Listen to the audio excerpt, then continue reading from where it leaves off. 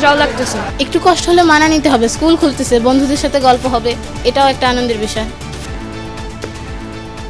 তীব্র গরমের মাঝে নতুন সূচিতে খুলছে শিক্ষা প্রতিষ্ঠান। ঢাকাকে দিয়ে সারা দেশের পরিস্থিতি বিবেচনা না করার আহ্বান মন্ত্রীর। আমরা স্বাস্থ্য মন্ত্রণালয়ের সাথেও কথা বলেছি। ঢাকা শহরে টেম্পারেচার তাপমাত্রা বিবেচনা করে সারা দেশের বিদ্যালয়ের সিদ্ধান্ত নেওয়ার মানসিকতাটা আমাদের পরিহার করতে হবে।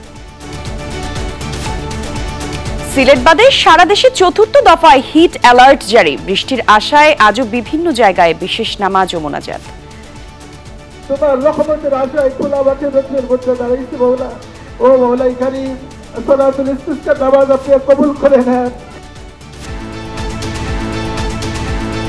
নির্বাচন নিয়ে কোনো চাপ ছিল না, অবস্থান পরিষ্কার করতে হবে জাতীয় পার্টিকেই মন্তব্য করলেন ওবায়দুল কাদের। বললেন দেশের উন্নয়ন দেখে না বিএনপি। পাকিস্তানের সঙ্গে তো পিরিতি তাদের, সেই পাকিস্তানও আজ বাংলাদেশের উন্নয়ন দেখতে পায়।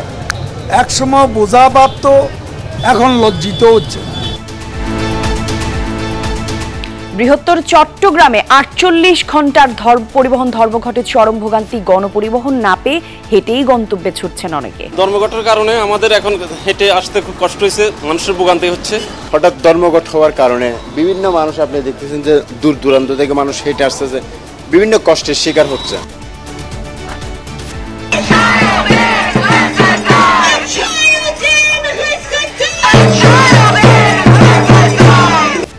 ফিলিস্তিনিপন্থীদের বিক্ষোভের মুখে ওয়াশিংটনে পেছনে দরজা দিয়ে হোটেলে ঢুকলেন প্রেসিডেন্ট বাইডেন। বিশ্ববিদ্যালয়ে ইসরায়েল বিরোধী আন্দোলন চলছেই।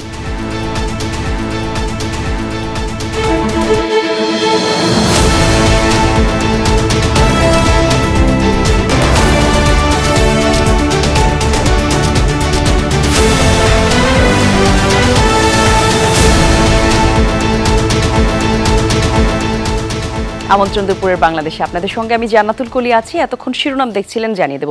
ঈদ ও দাবদাহের কারণে দীর্ঘ ছুটির পর খুলল শিক্ষা প্রতিষ্ঠান। কোথাও শিক্ষার্থী উপস্থিতি কম, কোথাও আবার স্বাভাবিক। ক্লাস পরীক্ষা চালু রাখার বিষয়েও মিশ্র প্রতিক্রিয়া শিক্ষার্থী ও অভিভাবকদের। শিক্ষকদের অভিমত, শিখন ঘাটতি কমাতে ক্লাসের বিকল্প নেই। শিক্ষামন্ত্রী বলছেন, ঢাকার তাপমাত্রা বিবেচনা করে সারা দেশের শিক্ষা প্রতিষ্ঠান বন্ধের সিদ্ধান্ত সঠিক নয়। এই অবস্থায় শিক্ষা প্রতিষ্ঠান বন্ধ বা চালু রাখার বিষয়ে সুনির্দিষ্ট নীতিমালা করার পরামর্শ দিচ্ছেন গবেষকরা। তাপপ্রবাহের কারণে ঈদ ও বাংলা নববর্ষের ছুটি শেষ হবার 7 দিন পর খুলল শিক্ষা প্রতিষ্ঠান। তাপপ্রবাহের মধ্যেই স্কুলে উপস্থিত শিক্ষার্থীরা, কোথাও কম, কোনো প্রতিষ্ঠানে স্বাভাবিক। দীর্ঘদিন পর ক্লাসে আসতে পেরে খুশি শিশুরা। স্কুলে অনেক মজা করলাম, অনেক ভালো লাগলো, সব মিলেই খুব ভালো লেগেছে। স্কুলেও অনেক গরম, অনেক খুশি। অনেকদিন পর স্কুলে আসতে পেরে আমার খুব ভালো লাগছে। অনেক গরম, এই সময় স্কুলটা বন্ধ দেওয়া উচিত ছিল। আরো কয়েকদিন ছুটি নিয়ে জুম ক্লাসে নিলে ভালো হতো। এই ক্লাস ভালো, কিন্তু অনেক গরম। ইংলিশ মিডিয়ামে জুমে হচ্ছে ক্লাস। অভিভাবকরা তাদের সন্তানদের সাথে নিয়ে এসেছেন প্রতিষ্ঠানে। শিক্ষার্থীদের পড়ালেখার মধ্যে রাখতে সরাসরি ক্লাস করানোর পক্ষে তারা। স্কুল খোলার দরকার আছে। 10টার মধ্যে যদি বা 10:30টায় ছুটি হয় মনে হয় ভালো হবে। স্কুল খোলার তো দরকার আছে আসলে বাচ্চারা, কারণ বাচ্চারা বাসায় থাকলে পড়াশোনা করে না, স্কুলে আসলে একটু পড়ার আগ্রহটা থাকে। শর্ট টাইমে ক্লাসটা নিলে বাচ্চাদের জন্য ভালো হয়, আমাদের জন্য ভালো হয়। বদ্ধ রাখাও ভালো, যে গরমে ফলাবেন আমরা দেখি ডিস্টার্ব করবে। শিক্ষকদের অভিমত, শিখন ঘাটতি কমাতে ক্লাসের বিকল্প নেই। সরকারের নির্দেশনা মেনে তারা ক্লাস শুরু করেছেন। স্টুডেন্ট প্রেজেন্ট অনেকই ভালো, 60%-এরও বেশি আছে। সবগুলো পরিস্থিতি মাথায় রেখে শিখন ঘাটতি অবশ্যই আছে এবং সেটা পূরণ করতে হবে আমাদের। ক্লাসরুমগুলোতে গেছি, শিক্ষার্থীদের টেবিলের সামনে পানির ফ্লাক্স রেখেছি। আবহাওয়া অফিস জারি করা হিট অ্যালার্ট শেষ হয়নি। শিক্ষামন্ত্রী বলছেন, রাজধানীর দাবদাহের সাথে সারা দেশের তাপমাত্রা মিলিয়ে স্কুল বন্ধ রাখা সঠিক হবে না। 5টি জেলায় তাপমাত্রা 40-এর উপরে যাওয়ার পূর্বাভাসের উপরে ভিত্তি করে সারা বাংলাদেশের সকল শিক্ষা প্রতিষ্ঠান বন্ধ করে দেওয়াটা যুক্তিযুক্ত নয়। ঢাকা শহরে টেম্পারেচার তাপমাত্রা বিবেচনা করে সারা দেশের বিদ্যালয়ের সিদ্ধান্ত নেওয়ার মানসিকতাটা আমাদের পরিহার করতে হবে। দ্বিতীয়টা হচ্ছে, সামাজিক যোগাযোগ মাধ্যমে অনেক অভিভাবক এটা নিয়ে আলোচনা করছেন, সমালোচনা করছেন। তো সেই আলোচনা সমালোচনার ভিত্তিতে রাষ্ট্র এবং সরকার পরিচালিত হয় না। বছরে 200 দিনের মতো শিক্ষা কার্যক্রম চালু থাকে। নানা দুর্যোগে বন্ধ থাকে শিক্ষা কার্যক্রম। সামগ্রিক পরিস্থিতি বিবেচনায় একটি নীতিমালা প্রয়োজন, মত শিক্ষা গবেষকের। ডিজাস্টার পিরিয়ডে আমাদের শিক্ষাটা কেমন চলবে সেটা অতি শীত হতে পারে, অতি গরম হতে পারে, বন্যা হতে পারে, খরা হতে পারে, ভূমিকম্প হতে পারে, ঘূর্ণিঝড় হতে পারে, সেই সময়ে কিংবা কোভিড, হ্যাঁ, ন্যাচারাল ডিজাস্টার। তো এখন এই সময়গুলোতে আমাদের শিক্ষাটা কেমন চলবে, অল্টারনেটিভ একটা প্ল্যান থাকা দরকার রাষ্ট্রের। তো ওই প্ল্যানটা আমাদের পরিপূর্ণভাবে নেই বলেই কিন্তু আমাদের এই সমস্যাগুলো হচ্ছে। এডুকেশন ডিপার্টমেন্টকে বলা হয় যে ভ্যাকেন্সি ডিপার্টমেন্ট, হ্যাঁ, ছুটি, প্রচুর পরিমাণে ছুটি। তো এখন আমরা প্রচুর পরিমাণে ছুটি আমরা কেন দেব? আমরা ওই ছুটিগুলো কিছুটা কমিয়ে নেব। শিক্ষামন্ত্রী জানিয়েছেন, কোথাও তাপমাত্রা আরও অসহনীয় হতে পারে, সেই ক্ষেত্রে স্থানীয় শিক্ষা কর্মকর্তা স্কুল কলেজ বন্ধের নির্দেশ দিতে পারেন। নুরনবী সরকার, যমুনা নিউজ, ঢাকা। চলমান দাবদাহের মধ্যেই সারা দেশে খুলল স্কুল কলেজ। সিদ্ধান্ত অনুযায়ী স্কুলে হয়নি অ্যাসেম্বলি।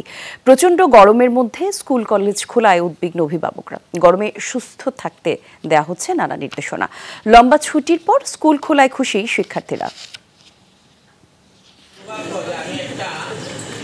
বাজানো হচ্ছে বিশেষ ঘণ্টা। তীব্র গরমে স্কুলগুলোয় স্বাস্থ্যবিধি মানতে নিয়মিত পানি পান করছে শিক্ষার্থীরা। গতকাল কুমিল্লার সব স্কুলে বিশেষ নির্দেশনা দিয়ে চিঠি পাঠিয়েছে জেলা প্রশাসন। খরতাপের মধ্যেই দেশের সব স্কুল কলেজ খুলেছে। হিট অ্যালার্ট এড়াতে নেওয়া হয়েছে পদক্ষেপ। হয়নি অ্যাসেম্বলি। শিশুদের ঘন ঘন পানি পান করা সহ রোদে না যাওয়ার পরামর্শ দিচ্ছেন শিক্ষকরা। সেই সাথে মুখেও পানির ঝাপটা দেওয়ার পরামর্শ দেওয়া হচ্ছে। ত্রুটিপূর্ণ ফ্যান থাকলে মেরামত করা হবে সেগুলো। 1 ঘন্টা পর পর শিক্ষার্থীদের পানি খাওয়ার জন্য তাগিদ দেই এবং এটার জন্য একটা ঘন্টা বাজানো হবে। শিক্ষার্থীরা ওই সময় পানি খাবে। শ্রেণী কার্যক্রমের কিছু সময়সূচির পরিবর্তন আসছে। এটা এখন মর্নিং স্কুল হিসেবে আপনার সকাল 8টা থেকে 11:30 পর্যন্ত একটানা শ্রেণী কার্যক্রম চলবে। প্রথম দিন শিক্ষার্থীদের উপস্থিতির হার অনেকটাই কম, তবে লম্বা ছুটির পর স্কুলে এসে খুশি শিক্ষার্থীরা। আমাদের যাতে অতিরিক্ত কষ্ট না হয় সেজন্য আমাদের পর্যাপ্ত ব্যবস্থা নেওয়া হয়েছে সব কিছুতে। অনেক বন্ধ কাটায় আসছি, ভালো লাগতেছে আসার পর, কিন্তু এখানে অনেক গরম পড়তেছে, তার কারণে একটু অসুবিধা হইতেছে। এই ছুটিগুলোর শেষ করে আবার স্কুলে আসতে পেরে আমার কাছে খুব ভালো লাগছে। আর আমাদের প্রধান শিক্ষক মহোদয় প্রয়োজনীয় ব্যবস্থা নিয়েছেন। এদিকে গরমে শিশুদের সুস্থ থাকা নিয়ে উদ্বিগ্ন অভিভাবকরা। আমরা যারা বয়স্ক আছি আমাদের যাই হোক, কিন্তু বাচ্চারা একদমই সহ্য করতে পারতেছে না। বাচ্চাদের গায়ে বিচি ফুটে গেছে, চুলকানি হচ্ছে। শ্রেণীকক্ষে ছাত্রছাত্রীরা যাতে গাদাগাদি করে না বসে সেদিকে লক্ষ্য রাখা হচ্ছে। স্কুলে মাইকিং করে মাঠে না যেতে সতর্ক করা হচ্ছে শিক্ষার্থীদের। সাবরিনা লিজা, যমুনা নিউজ। সিলেট অঞ্চল বাদে চতুর্থ দফায় আরো 72 ঘন্টার জন্য সারা দেশে হিট অ্যালার্ট জারি করেছে আবহাওয়া অধিদপ্তর। বলা হয়েছে মে মাসের 2 তারিখের পর ঝড় বা বৃষ্টি হতে পারে, সেক্ষেত্রে 4 থেকে 5 ডিগ্রি তাপমাত্রা কমে যাবে। রাজধানীতে আজ সর্বোচ্চ তাপমাত্রা রেকর্ড করা হয়েছে 37.4 ডিগ্রি সেলসিয়াস, তবে অনুভূত হচ্ছে 41 ডিগ্রি পর্যন্ত। চলতি মৌসুমে দেশের সর্বোচ্চ তাপমাত্রা চুয়াডাঙ্গায় 42.7 ডিগ্রি সেলসিয়াস রেকর্ড করা হয়েছে। আবহাওয়াবিদ খন্দকার হাফিজুর রহমান জানান, জলীয় বাষ্পের আধিক্যের কারণে অস্বস্তি বৃদ্ধি পেতে পারে, তবে মে মাসের প্রথম সপ্তাহেই বৃষ্টি হবে আর তখনই কমতে থাকবে তাপমাত্রা। এই মাসটা এখন পর্যন্ত কোনো সুখকর খবর নাই যে বৃষ্টিপাত, ওইরকম বৃষ্টিপাত বা কালবৈশাখী ঝড়ে বা তাপমাত্রা কমা। তবে এ মাস পরে, অর্থাৎ আমরা যদি দেখছি যে মে মাসের 2 তারিখ থেকে তাপমাত্রাটা অনেকটা কমার সম্ভাবনা আছে, সেক্ষেত্রে আমাদের এখন যে অতি তীব্র বা তীব্র কালবৈশাখী ঝড় আছে সেই তীব্রতাটা কমে আসতে পারে। তবে তাপপ্রবাহ একেবারে চলে যাবে এরকম বলার সুযোগ নেই। দাবদাহের মধ্যে আজও দেশের বিভিন্ন এলাকায় বৃষ্টির জন্য দোয়া করে বিশেষ নামাজ আদায় করেছেন মুসল্লিরা। ফরিদপুরের ভাঙ্গায় বৃষ্টির জন্য ইস্তেস্কার নামাজ আদায় করা হয়েছে। গরমে অতিষ্ঠ জেলায় ভাঙ্গা উপজেলার মানুষ। স্থানীয়রা জানান, অনাবৃষ্টিতে নষ্ট হচ্ছে ফসল, জমি ফেটে চৌচির হয়ে যাচ্ছে। চরম বিপাকে দিনমজুর সহ খেটে খাওয়া মানুষরা। গরম থেকে বাঁচতে আল্লাহর কাছে ক্ষমা চেয়ে সালাতুল ইস্তেস্কার নামাজ আদায় করা হয়। সকাল 10টার দিকে ভাঙ্গার ঘাড়ুয়া স্কুলের মাঠে ইস্তেস্কার নামাজ এবং মোনাজাত পরিচালনা করেন হাফেজ মাওলানা আব্দুস সালাম মিয়া। 2 রাকাত বিশেষ নামাজে অংশ নেন প্রায় 4 থেকে 500 মুসল্লি। নামাজ শেষে অনাবৃষ্টি ও প্রচণ্ড খরা থেকে রেহাই পেতে মহান আল্লাহর কাছে বিশেষ মোনাজাত করা হয়।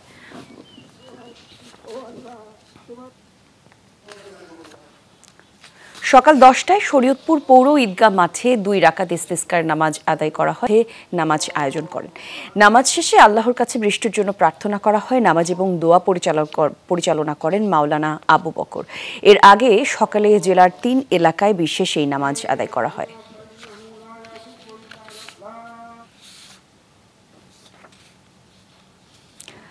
তাপপ্রবাহ থেকে কিছুটা প্রশান্তি দিতে রিকশা চালকদের মাঝে ছাতা বিতরণ করছে ঢাকা উত্তর সিটি কর্পোরেশন। সকালে উত্তর সিটি নগর ভবন এলাকায় ছাতা বিতরণ কার্যক্রমের উদ্বোধন করেন মেয়র আতিকুল ইসলাম। এ সময় 33,000 ছাতা রিকশা চালকদের মাঝে বিতরণ করা হয়।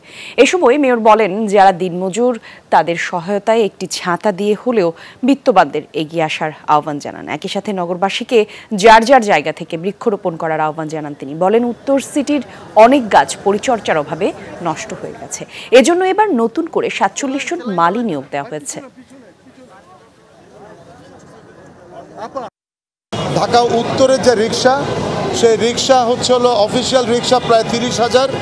আমরা 30,000 আমাদের যারা সিটি কর্পোরেশন থেকে লাইসেন্স আছে তাদেরকে আমরা এই রিক্সাওয়ালাদেরকে একটি করে ছাতা, 12টি করে ওরসালাইন এবং একটি করে 1/2 লিটারের কন্টেনার তাদেরকে দিচ্ছি। জাতীয় নির্বাচনে আওয়ামী লীগ বিদেশিদের কোনো চাপ অনুভব করেনি। জাতীয় পার্টি কার চাপে ভোটে অংশ নিয়েছে সেটি তাদেরই পরিষ্কার করতে হবে, এমন মন্তব্য করেছেন আওয়ামী লীগের সাধারণ সম্পাদক ওবায়দুল কাদের। বনানী কবরস্থানে শহীদ শেখ জামালের প্রতি শ্রদ্ধা নিবেদন শেষে তিনি আরও বলেন, একসময় বোঝা ভাবলেও পাকিস্তান এখন বাংলাদেশের উন্নয়ন দেখে লজ্জা পায়, কিন্তু বিএনপি দেশে কোনো উন্নয়নই দেখে না। বঙ্গবন্ধু পুত্র বীর মুক্তিযোদ্ধা শহীদ শেখ জামালের ৭১তম জন্মদিন। দিনটি উপলক্ষে বনানী কবরস্থানে আসেন আওয়ামী লীগের কেন্দ্রীয় কমিটির নেতারা। শ্রদ্ধা নিবেদন করেন শহীদ শেখ জামালের প্রতি। শ্রদ্ধা নিবেদন শেষে ৭৫-এর 15ই আগস্ট ঘাতকদের হাতে নিহতদের জন্য মোনাজাতে অংশ নেন উপস্থিত সকলে। এ সময় ওবায়দুল কাদের বলেন, বঙ্গবন্ধু পরিবারকে নিশ্চিহ্ন করতেই 15ই আগস্ট নৃশংস হত্যাকাণ্ড ঘটানো হয়। এই ঘটনার মধ্য দিয়ে বাংলাদেশে হত্যা, ষড়যন্ত্রের রাজনীতি সূচনা হয়। সাংবাদিকদের প্রশ্নের জবাবে ওবায়দুল কাদের বলেন, পাকিস্তানের প্রধানমন্ত্রীর বক্তব্যে বিএনপিরই লজ্জা পাওয়া উচিত। পাকিস্তানের সঙ্গে তো প্রীতি তাদের, বন্ধুত্ব তাদের। সেই পাকিস্তানও আজ বাংলাদেশের উন্নয়ন দেখতে পায়। একসময় বোঝা ভাবত, এখন লজ্জিত হচ্ছে পাকিস্তানের প্রধানমন্ত্রী। এতে রিজভিদেরই লজ্জা পাওয়া উচিত। ৪২% ভোট পড়ার মাধ্যমে জাতীয় নির্বাচন সুষ্ঠুভাবে সম্পন্ন হয়েছে বলেও উল্লেখ করেন তিনি। ফ্রি অ্যান্ড ফেয়ার ইলেকশন হয়েছে, এখানে কোনো বিদেশি শক্তির চাপ ছিল, আমরা কোনো চাপ অনুভব করিনি। তিনি কোন কারণে কার চাপে ইলেকশনে এসেছেন সেটা তাকেই পরিষ্কার করে বলতে। কেন্দ্রীয় নেতাদের পর বীর মুক্তিযোদ্ধা শহীদ শেখ জামালের প্রতি শ্রদ্ধা নিবেদন করা হয় আওয়ামী লীগের বিভিন্ন সহযোগী সংগঠনের পক্ষ থেকে। ভাস্কর ভাদুরী, যমুনা নিউজ, ঢাকা। ব্যাংক লুটেরাদের রক্ষা করতেই বাংলাদেশ ব্যাংকের সাংবাদিক প্রবেশে নিষেধাজ্ঞা দেওয়া হয়েছে বলে মন্তব্য করেছেন বিএনপির সিনিয়র যুগ্ম মহাসচিব রুহুল রিজভী আহমেদ। নয়াপল্টনে দলের কেন্দ্রীয় কার্যালয়ের সামনে বিএনপি নেতা হাবিবুন্নবী খান সোহেল এবং আব্দুল কাদের ভুইয়া জুয়েলের মুক্তির দাবিতে মিছিল করেন নেতাকর্মীরা। মিছিল শেষে বিএনপি এই নেতা বলেন, ব্যাংক ডাকাত, ভূমিদস্যু, নদী দখলকারী সবাই ক্ষমতাসীন দলের। আওয়ামী লীগ নেতাকর্মীদের মানুষ হত্যা এবং লুটপাটের ফ্রি লাইসেন্স দেওয়া হয়েছে বলেও দাবি করেন তিনি। বলেন, মহা দুর্নীতির খুনি এখন নির্বাচন কমিশন এবং ইভিএম প্রকল্প। গণতন্ত্রকে চিরস্থায়ীভাবে বাকশালে পরিণত করতে বিএনপি চেয়ারপারসন খালেদা জিয়াকে কারাবন্দী করে রেখেছে বলেও অভিযোগ করেন রিজভী আহমেদ।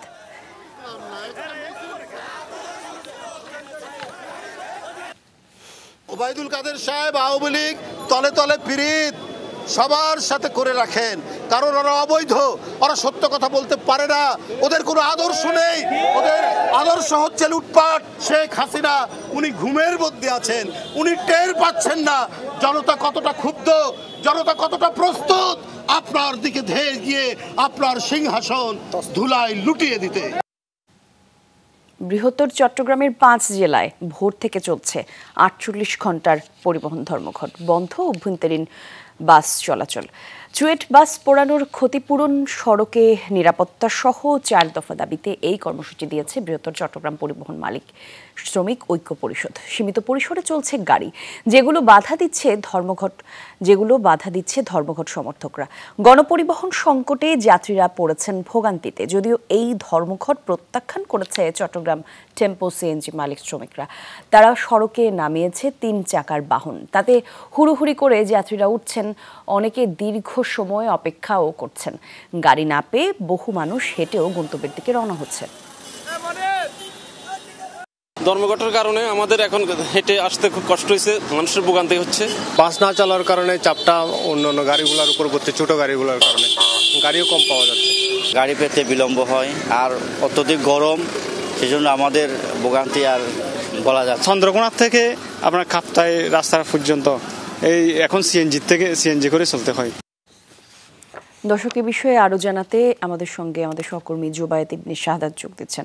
জুবায়েদ, একটু জানাবেন, ধর্মঘট নিয়ে তো দুপুরে বৈঠকের কথা রয়েছে, সেটি শুরু হয়েছে কিনা?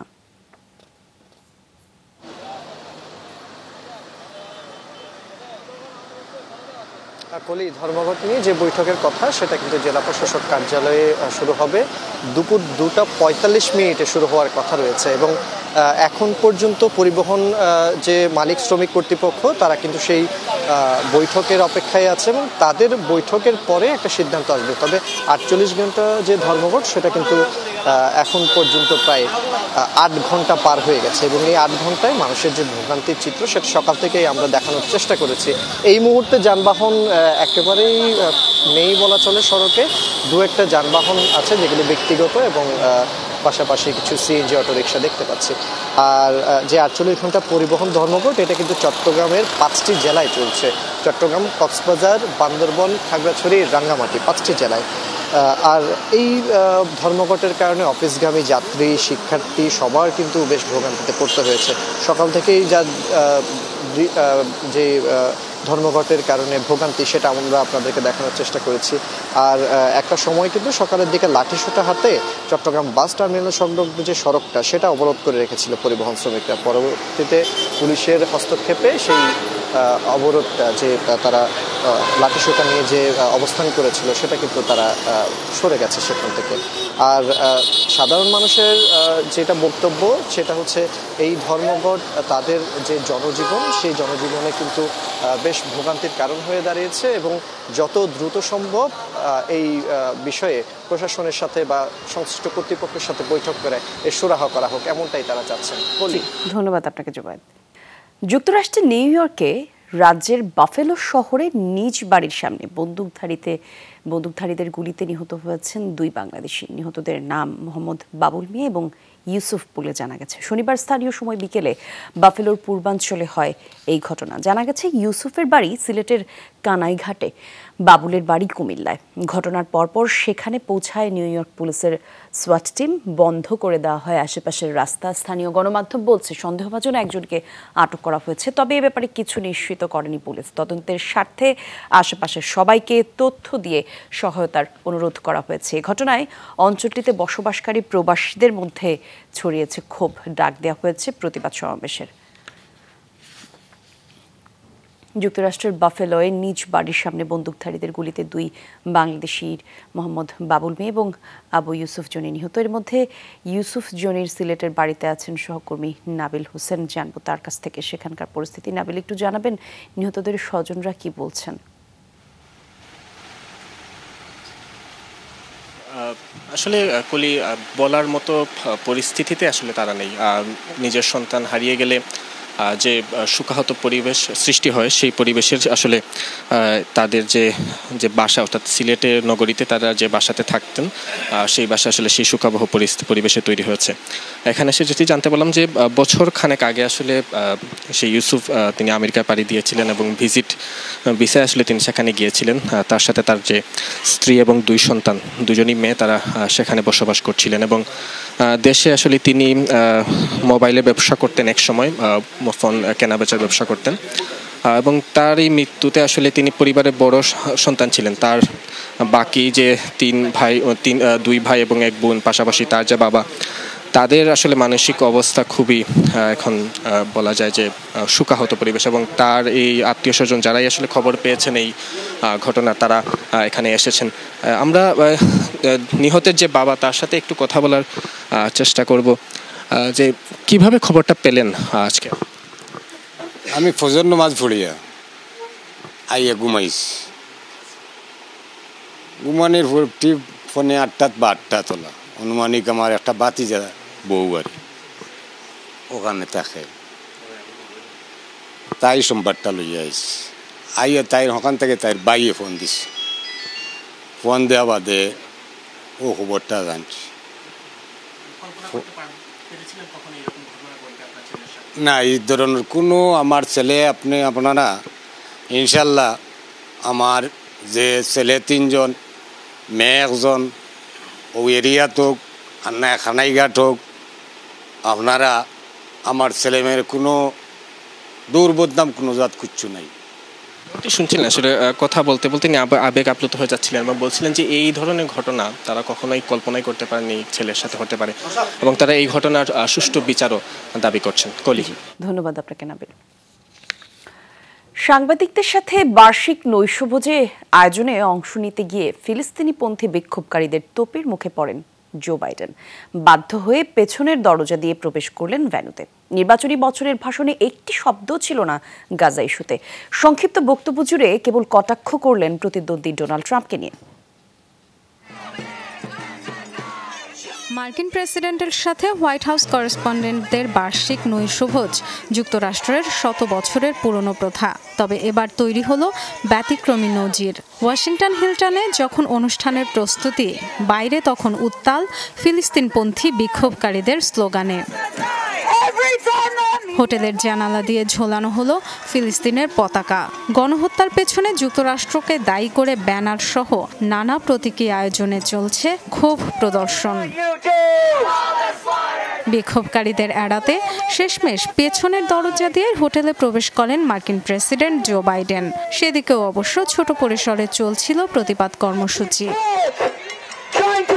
শনিবার রাতের আয়োজনে উপস্থিত ছিলেন সাংবাদিক, বিভিন্ন অঙ্গনের তারকা ও রাজনীতিবিদরাও। 81 বছর বয়সী বাইডেনের নির্বাচনী বছরের ভাষণ ছিল অনেকটাই সাদামাটা। পুরোপুরি উপেক্ষা করেছেন গাজা ইস্যু। 10 মিনিটের বক্তব্যে কেবল ট্রাম্পকে নিয়ে উপহাস করে গেছেন। হ্যাঁ, বয়স একটি ইস্যু। আমি একজন পূর্ণবয়স্ক মানুষ, লড়ছি 6 বছরের শিশুর বিরুদ্ধে। ডোনাল্ড ট্রাম্প সম্ভবত একটু কঠিন সময় পার করছেন। এদিকে আপনারা স্টর্মির আবহাওয়া বলতে পারেন। 8 বছর আগে হয়তো ট্রাম্পকে নিয়ে অনেক কিছু লিখতে পারতেন, তবে এখন আর নয়। আমি আপনাদের পক্ষ নিতে বলছি না, তবে এই মুহূর্তের গুরুত্ব নিয়ে ভাবুন। অপপ্রচারের সময় নির্ভরযোগ্য তথ্য সবচেয়ে গুরুত্বপূর্ণ। হোটেলে ঢোকার সময় অতিথি, বিশেষত সাংবাদিকদের মুখোমুখি হতে হয় তীব্র তিরস্কারের। বিক্ষোভকারীদের অভিযোগ, গাজায় আগ্রাসন ও গণহত্যার সংবাদকে যথেষ্ট গুরুত্ব দিচ্ছে না মার্কিন সংবাদ মাধ্যম। Dorothy Tasrin, Jamuna news. যুক্তরাষ্ট্রের দ্বিতীয় সপ্তাহে গড়ালো ইসরায়েল বিরোধী নজিরবিহীন ছাত্র আন্দোলন। গাজায় গণহত্যা বন্ধের দাবিতে এখনো উত্তাল বিভিন্ন বিশ্ববিদ্যালয়। আন্দোলনকারীদের দমনে গণহত্যা বন্ধের দাবিতে এখনো উত্তাল বিভিন্ন বিশ্ববিদ্যালয়। আন্দোলনকারীদের দমনে ব্যাপক মারমুখী পুলিশ। 24 ঘন্টায় আটক করা হয়েছে শতাধিক ছাত্রকে। দমনপীড়নের শিকার শিক্ষকরাও। কর্তৃপক্ষের নির্দেশনা উপেক্ষা করেই বিভিন্ন ক্যাম্পাসে তাঁবু টাঙিয়ে চলছে অবস্থান কর্মসূচি। কিছু কিছু এলাকায় সড়কেও হচ্ছে মিছিল। সাম্প্রতিক ইতিহাসে এত বড় ছাত্র আন্দোলন দেখেনি যুক্তরাষ্ট্র। গাজায় গণহত্যা বন্ধের দাবিতে সামিল হয়েছে দেশটির শীর্ষ বিশ্ববিদ্যালয়গুলো। বহিষ্কার, হুমকি ধামকি, ধরপাকড়ের পরও ঠেকানো যাচ্ছে না শিক্ষার্থীদের। আন্দোলন ছাড়িয়েছে ইউরোপ এবং অস্ট্রেলিয়াতেও।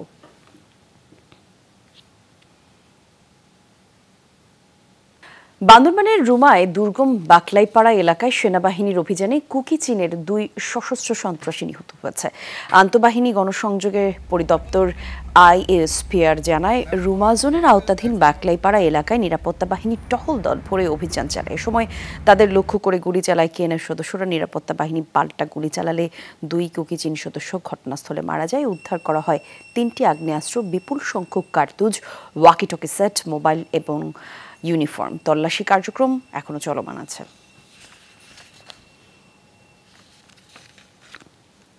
ফরিদপুরে 2 যুবককে পিটিয়ে হত্যার ঘটনায় জড়িতদের শনাক্তে কাজ করছে র্যাব। ঘটনায় অভিযুক্তদের স্থানীয় প্রশাসন শনাক্ত করেছে। তাদের অচিরেই গ্রেফতার করা হবে বলে জানিয়েছে র্যাবের মিডিয়া উইং এর নতুন পরিচালক কমান্ডার আরাফাত ইসলাম। সকালে রাজধানীর কারওয়ান বাজারে র্যাবের মিডিয়া সেন্টারে আয়োজিত মতবিনিময় সভায় কথা জানান তিনি। র্যাবের নতুন মুখপাত্র বলেন, স্মার্ট বাংলাদেশকে মাদকমুক্ত করতে আগের তুলনায় আরও শক্তিশালী অবস্থানে কাজ করবে সংস্থাটি। পাশাপাশি অপরাধ নিয়ন্ত্রণেও জোরে সোরে কাজ করবে তারা।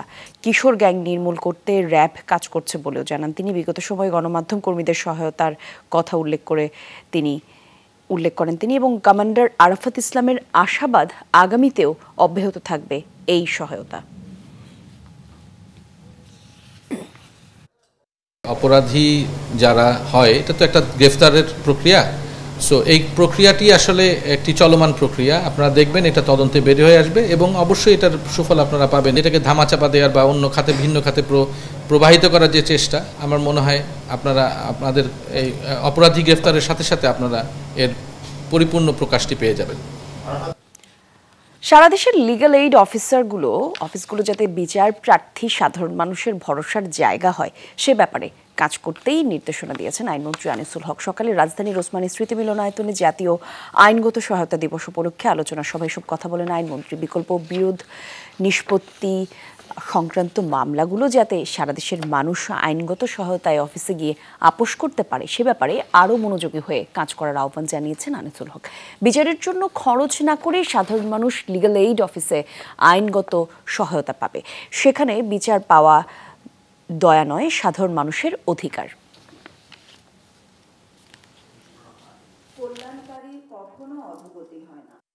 দরিদ্র অসহায় মানুষকে আইনি সহায়তা প্রদান করা, এই আইনি সহায়তা কার্যক্রমকে আরো সফল ও বেগবান করে তুলতে হলে এটিকে অবশ্যই জনগণের দোরগোড়ায় অর্থাৎ যারা আইনি সহায়তা পাওয়ার যোগ্য তাদের কাছে নিয়ে যেতে হবে।